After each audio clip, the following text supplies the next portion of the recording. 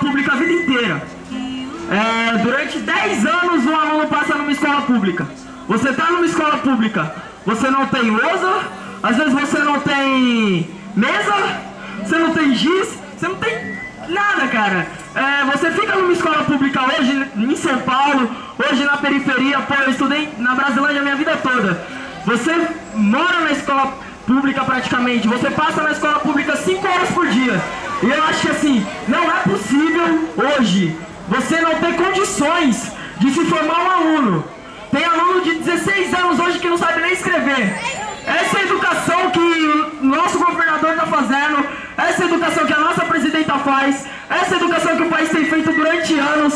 Uma educação que não forma alunos, uma educação que não forma professor, uma educação onde o aluno prefere 1000 vezes ficar na rua do que na escola, porque ele não tem motivação, porque o professor não tem valorização, porque a escola é super lotada e é um professor para cuidar, sei lá, de 50, de 45. Uma educação hoje totalmente ultrapassada de países de submundo, por exemplo.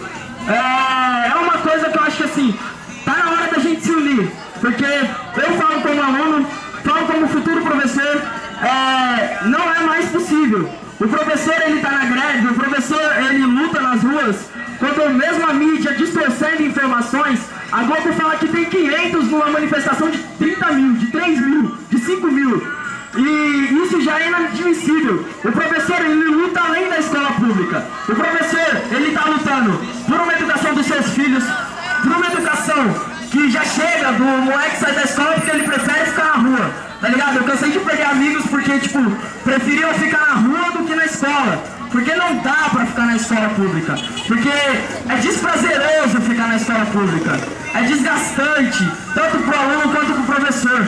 Eu acredito que esteja na hora da gente se unir de verdade, do povo da periferia, do povo de todo lugar, independente da classe, independente do que seja, para formar uma educação de verdade, para formar uma educação melhor e mais, para conseguir coisas que vão além da educação. O país se constrói em base de educação, o mundo prova isso. No Brasil não tem seguido, mas está na hora da gente se unir, está na hora da gente se manifestar, está na hora da gente falar, está na hora da juventude e de todas as pessoas acordarem, porque o negócio não é brincadeira. Está na hora da gente protestar mesmo, ir pra rua mesmo, reclamar mesmo.